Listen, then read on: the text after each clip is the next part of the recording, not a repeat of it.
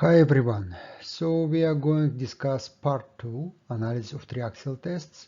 And it's going to be for designers' point of view and it's practical. So I'm going to show you guys different examples, different triaxials. Definitely I cannot show you number like 25 triaxials. It will take us, let's say, for 2-3 hours. So, but I think it's very important to see what you should look at when you analyze triaxial tests. Okay, so let's start. First of all, outline. So we are going to look at issues during analysis of triaxial CD/CU tests for assessing friction angle and cohesion only.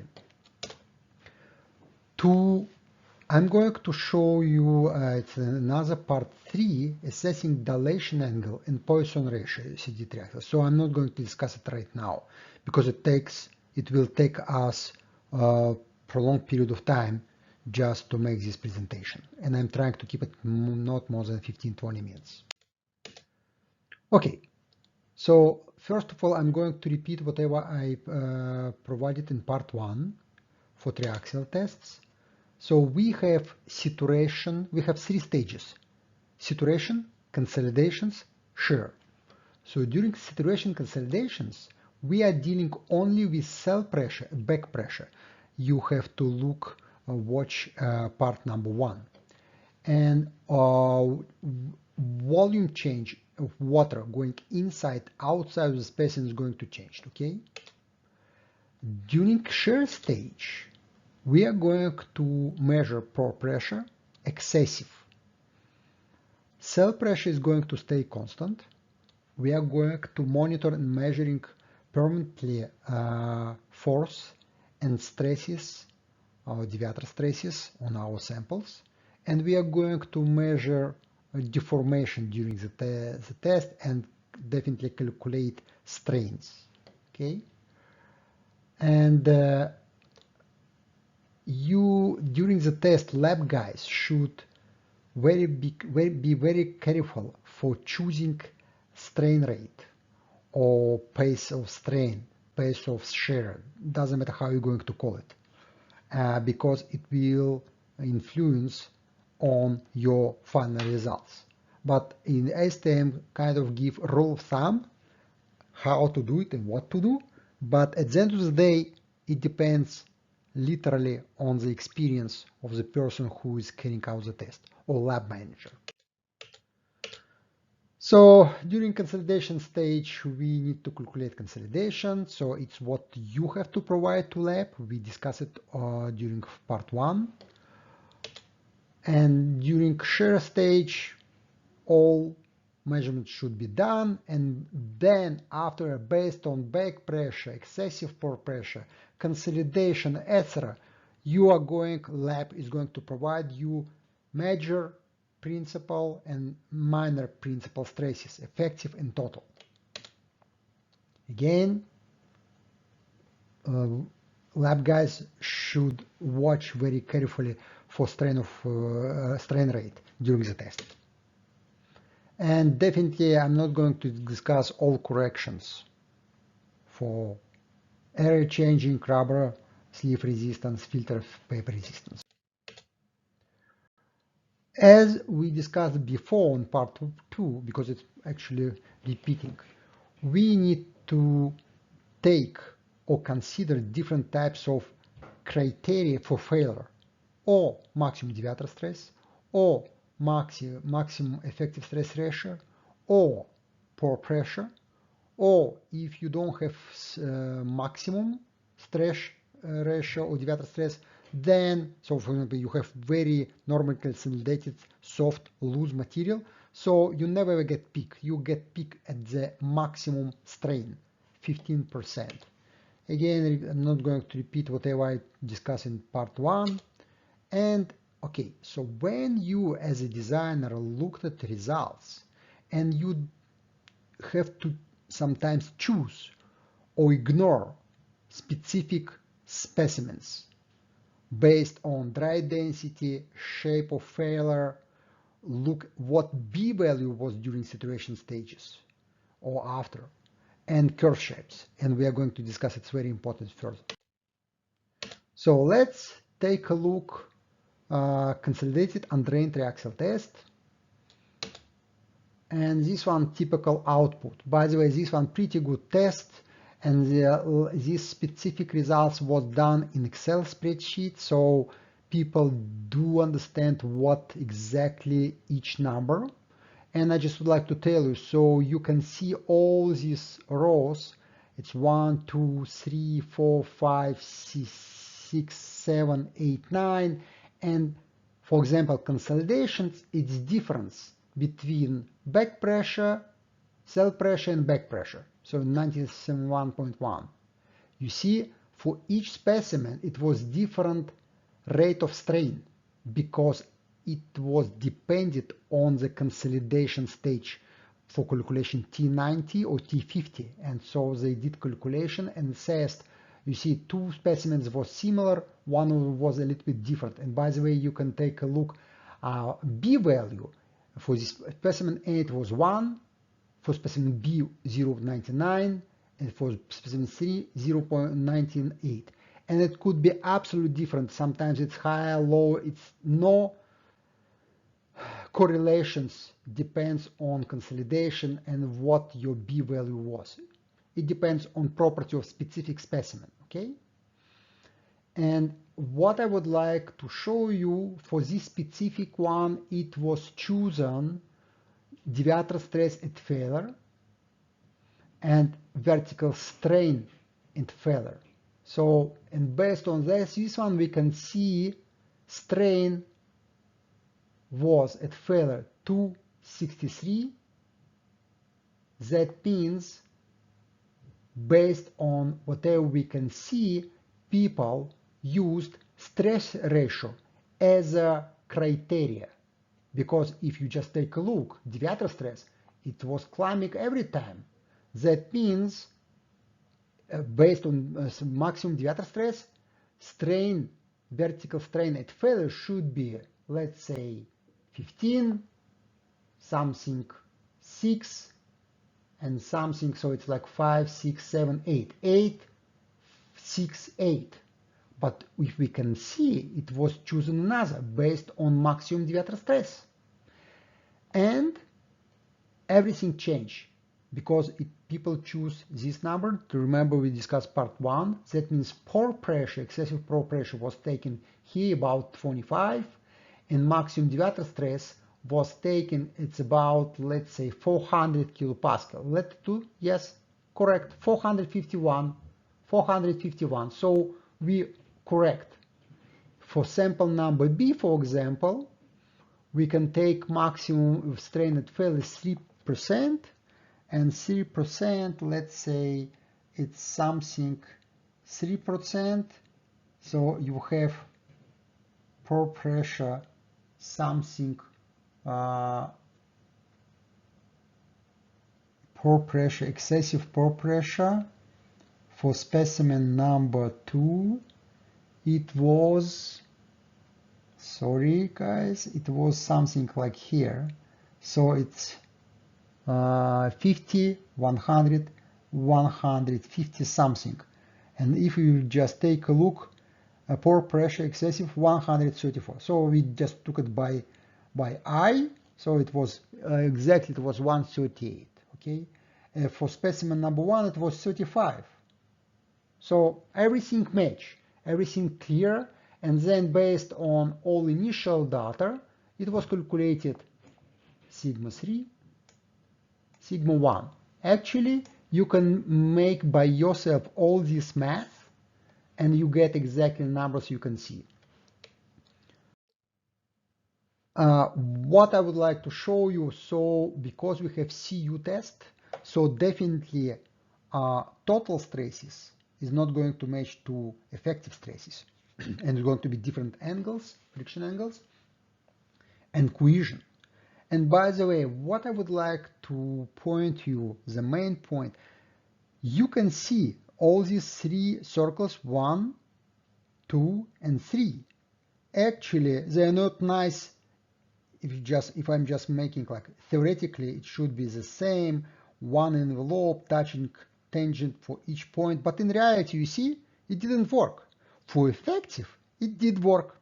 So just keep in mind, guys, in most cases, if you're doing like CU or CD tests, you don't get so nice chart and so nice envelope touching each point tangent to 3 circles. Actually, chances slim to none. Okay, not slim to none, but let's say more than 50% of tests you're not going to get so nice. Okay. So the second CU tests.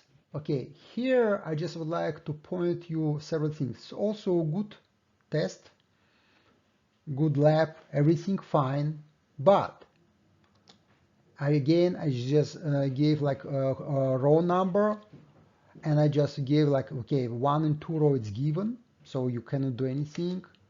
Calculate it. How calculate it? It's row 1 minus 2. If it's 315 minus 65, you get 250. Okay? Then you get taking from the test, you can calculate, taking from the test, and from software, I have no idea. Now I explain you. So in previous example, pore pressure excessive parameter, it was in kilopascal. So it's literally they took whatever was during the test for failure criteria for failure, and was kilopascal. In this case, you need to do a little bit math. So if you take maximum deviator stress 421.6 multiply by 0.19, it's what you get your excessive pore pressure in kilopascal. Now, for this specific lab, they use software. So a software gave option, for example, maximum deviator stress and maximum axial strain at maximum. You see, so 11 point, okay, I need to show you. So you see this one related to the strain 11.1, but we have two criteria in this case. We have maximum deviator stress and related strain, maximum deviator stress. On the other hand, we have another criteria,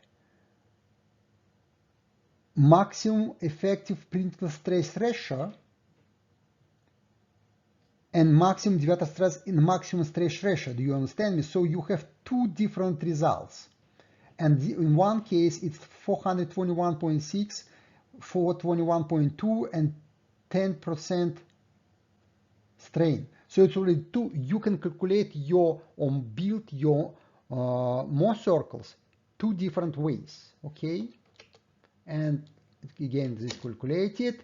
Now, one more thing for this test, and this one kind of literally mistake, because here in this specific output, and I don't know, it's software, so a lab cannot do anything, and somebody who put it in software made mistake. You can see here sigma 3 in cell pressure. Guys, it's wrong. Cell pressure is not sigma 3. You can assume it only one case. If you have sample, you have sigma 3, and you have back pressure equal 0. But in our case, back pressure is not equal 0. It's 65 kilopascals. So consolidation stress, or sigma 3, what people generally call it, it's sigma 3 of cell, it's cell pressure, minus sigma b. So there is confusing in this output, and this is the biggest problem, because if you are not experienced in the lab, you're definitely going to be confused and make mistake, or you need to contact lab and ask, guys, what is cell pressure, what's sigma 3, because definitions or whatever they wrote down, it's not correct. So whatever they call cell pressure, it's sigma c. Whatever they call consolidation, it's sigma 3. But people just, or whoever made software made mistake, okay? And you cannot do anything about that. Now, I just would like you, so as I mentioned before, you have two options for maximum deviator stress and strains, dependent on choosing criteria. First criteria, maximum deviator stress. The second criteria, maximum deviator stress at stress ratio. I would like you remember these three numbers. It's dry density 199, so it's, let's say, 1990 kilogram per meter cubic, 1930 kilogram per meter cubic, and 980 kilogram. So do you see these two tests, two specimens, they're close. This one a little bit low. Why? We need to remember that because it's very important for our analysis in next pages, slides. So first of all, I just like to show, okay, nice kind of shapes, everything. A little bit different shapes. For sample A, you have flatter. For sample BC, you can kind of literally spike maximum and then residual. By the way, very common for regular conventional industrial labs because it's like conveyor. So you can see very often, not like whatever chart, whatever you can see in textbooks. Generally what's happening? Like that. Why? This one, bad connection in the beginning of the test between your piston and your sample. There is trick which not all labs knew to avoid this one and make nice like this test, but lab guys should be proactive and make this trick. I'm not going to discuss these tricks because it's just for designers. And okay, so this one, our envelope. Yes, you can see this envelope. And what I would like to show you, you see the sample number 2, this sample. It's kind of not nice. So you don't have whatever people showing you in textbook, 1, 2, 3, nice curve, nice envelope. No. In most cases, you can see this kind of garbage. It's not garbage, it's good test, but you need to understand what is going on.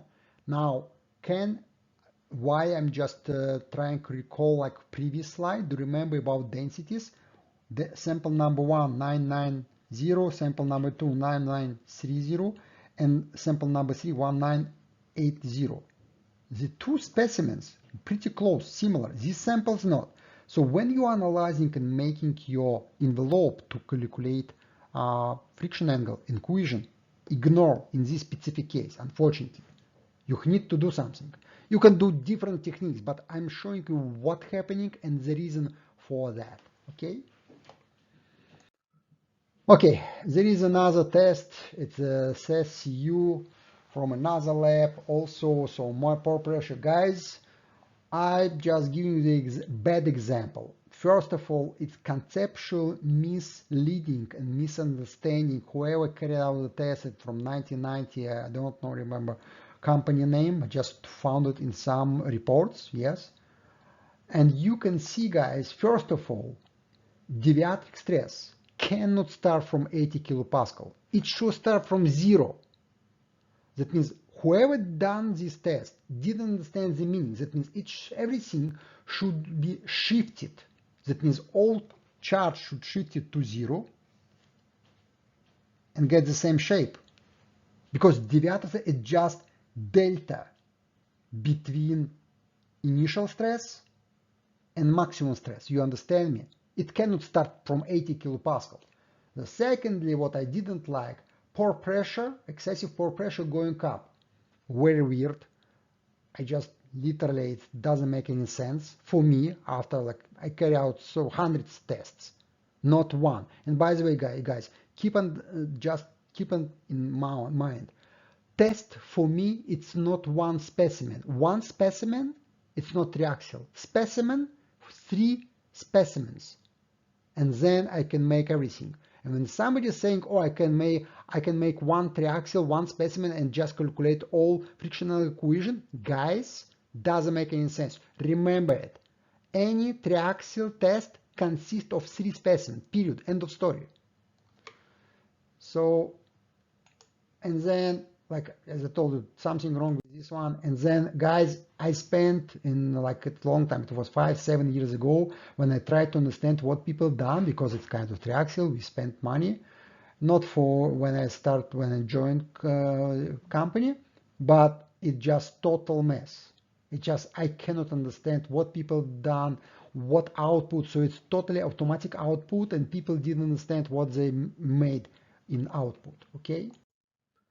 Another test, CU test, not so good test, so not so nice. It's not like whatever you got to see, you got used to see, like everyone saying, oh, it's like sigma 1, sigma 2, and sigma 3. Okay, it's it's what the reality you're getting. Now, I just would like to show you what the difference can you get using different criteria, maximum deviator stress or maximum stress ratio. Let's take a look. So this one, two tests. This one, maximum deviator, maximum stress ratio. All inside the green rectangles, absolutely identical, one by one, because it's the same test. But criteria people choose different. For this maximum deviator, maximum stress ratio, look at this. Everything changed. Maximum deviator stress at failure, 2396, 751.